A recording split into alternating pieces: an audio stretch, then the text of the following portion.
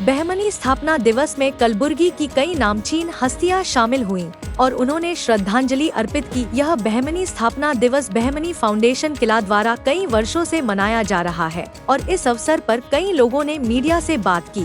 सल्तनत का यौम तासीस फाउंडेशन डे 677वां फाउंडेशन डे आज यहाँ पर मनाया गया। बहमनी सल्तनत के बानी अलाउद्दीन हसन बहमन शाह के गुंबद पर चादर चढ़ाई गई और फिर गुल चढ़ाए गए और फिर फातिहा खानी हुई और तमाम अहबाब इसमें शरीक हुए। ये तकरीब हर साल मुनक़्क़िद की जाती है, जिसके लिए मैं मोहम्मद अयाज़ुद्दीन पटेल और रहमान पटेल और इस्माइल कोइन कलेक्टर और सबसे अहम शख्सियत जो है वो जनाब काजी रिजवानुर्रहमान सिद्दीकी मशहूद की है। इन लोगों की दिलचस्पी से हर साल ये यौम तासीस के मौके पर यहाँ पर फातिहा खानी का एहतमाम किया जाता है। बहमनी सल्तनत का जो ड्यूरेशन था वो 1347 से 1527 तक यानी 180 साल बहमनी सल्तनत कायम रही और बहुत ही तारीख़ी सल्तनत रही। दक्कन की पहली मुस्लिम सल्तनत का इसको एजाज़ हासिल है और इस हुकूमत में बहुत शानदार कारनामे अंजाम दिए गए। रियाया की फलाह व बहबूदी को बहुत ज़्यादा बहमनी सल्तनत में अहमियत दी गई और हिंदू मुस्लिम एकजहती को बहुत ज़्यादा फ़रोग़ दिया गया।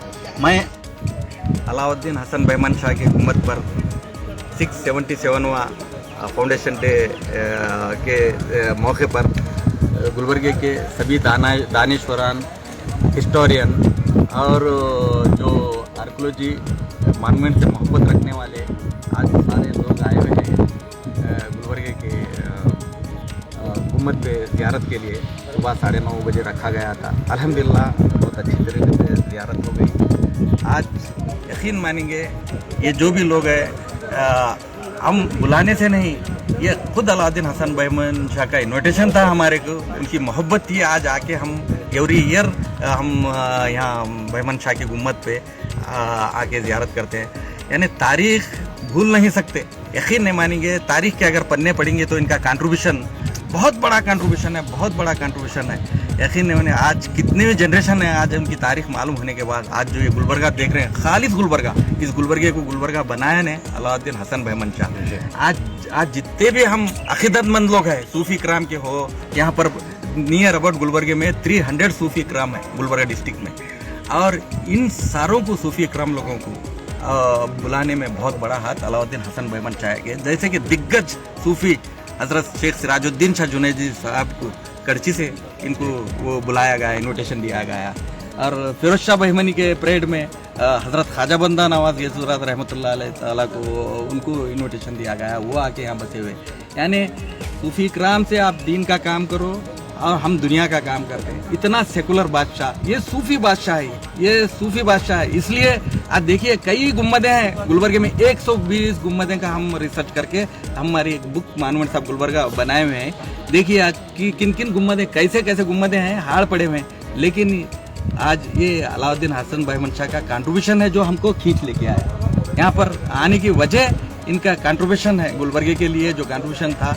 आज ये जो पहली इंडिपेंडेंट इस्लामिक सल्तनत गुलबर्गे में कायम हुई अलाउद्दीन हसन बहमन शाह की वजह से, मेरे ख्याल से नियर अबाउट अभी बात की 180 साल नहीं, 201 साल की हुकूमत थी, 201 साल की हुकूमत थी। इनका डायरेक्ट कनेक्शन सुपर पावर से था। जब उस दौर में 1347 में इनका डायरेक्ट कनेक्शन जो है ना, सुपर पावर ऑटोमन एम्पायर खिलाफत उस्मानिया के साथ इनका कनेक्शन था।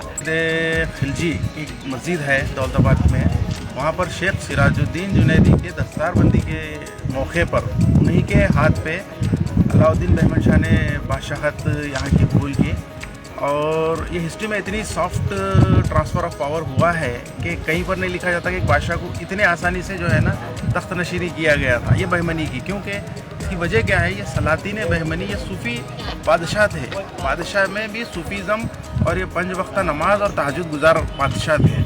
तो ये तारीख़ गुलबर्गा में आप बताइए कि स्टार्टिंग के जो 5 बादशाह गुजरे हैं, अब तो मुजाहिद शाह, इनका कहीं पर भी पैलेस नहीं है आराम करने की जगह।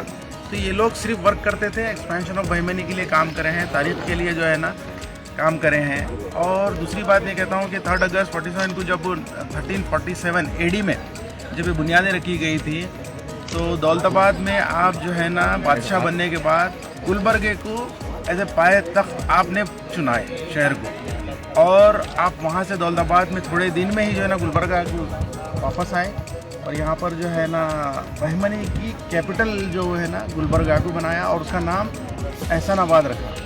एहसानाबाद से जो है ना बहमनी के दौर में इसका जो है ना कॉइन्स मिलते हैं, मिंटेड कॉइन्स मिलते हैं, और बल्कि मैं कहता हूँ कि एक शर्फ की बात है कि ये शहर को हज़रत एहसानाबाद लिखते थे वो लोग, कभी भी खाली एहसानाबाद नहीं लिखे, हज़रत एहसानाबाद मतलब आज किले में जो तोप देखी जाती है, जो दुनिया की सबसे लंबी तोप है, उसका डिस्कवर जो है 2014 में मैं, हमारे अयाजुद्दीन पटेल साहब और इस्माइल साहब ने मिल के उसको डिस्कवर किया था।